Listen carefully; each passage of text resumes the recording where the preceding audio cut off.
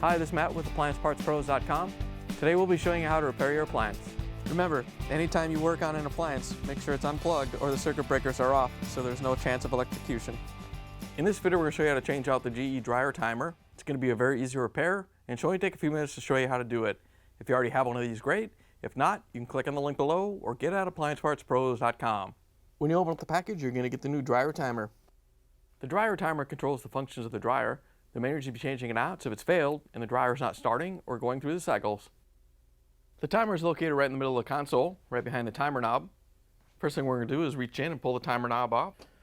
Once you have it off, you want to turn it over and just make sure that the little D-shaped retainer stayed with the timer knob. If it's on the timer shaft, you're going to have to pull it off with the needle nose pliers. Once you have the knob off, we can go around back. Now that we're around back, we're going to take off the access panel. We're going to use a 1/4-inch nut driver to take out the screws.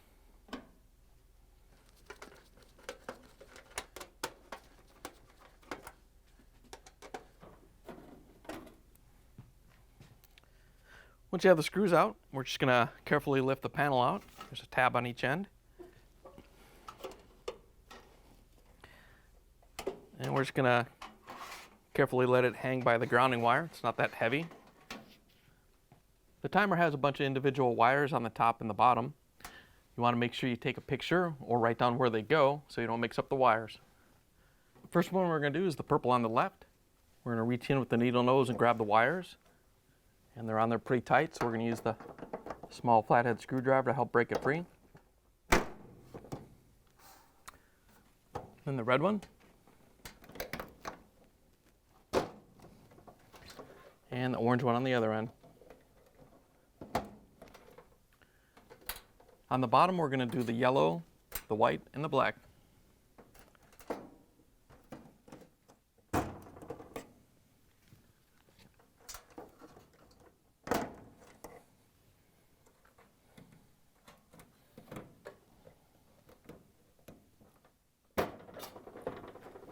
Now that we have the wires off, we're going to take out the screw that holds it to the console.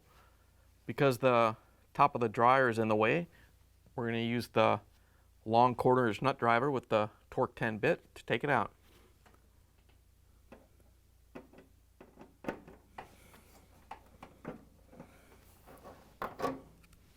Once you have the screw out, there's still a locking tab right here holding it in.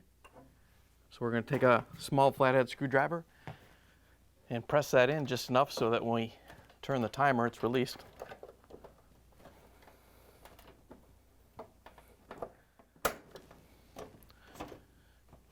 Once you have it released, you can pull it out of the dryer. Here's the old dryer timer next to the new one. If you already have one of these, great. If not, you can get it at AppliancePartsPros.com. To put the new timer in, just going to line up the shaft and put it through the console. Then you want to rotate it so the clips go in on each side. And then the locking tab locks it in. Now we can use the long 1/4-inch nut driver with the Torx 10 bit to put the screw in. All you have to do is line it up and get it in there. Once you have it tightened down, we can reconnect the wires. The terminals on the bottom are kind of hard to reach, so we're going to grab the needle nose pliers and reconnect them. Remember, the black one went on this terminal, and the white one was in the middle, and then the double yellow one was on the end. On the top, we had the orange on the right, the red in the middle, the purple on the left. To put the access cover back on, we're just going to lift it up, and you want to make sure the tabs go in each end.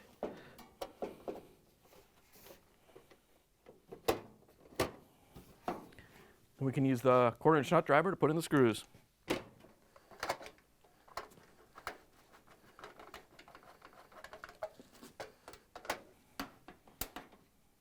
Now that you have the access panel back on, we can go around front and put the timer knob on. To put the timer knob back on, just want to make sure the flat is lined up with the shaft. You can turn it over and push it on. Once you have it on, you can plug the dryer back in and take it for a spin. Thanks for joining us for another successful repair brought to you by AppliancePartsPros.com. Check out our other repair videos on our site, Facebook, and YouTube.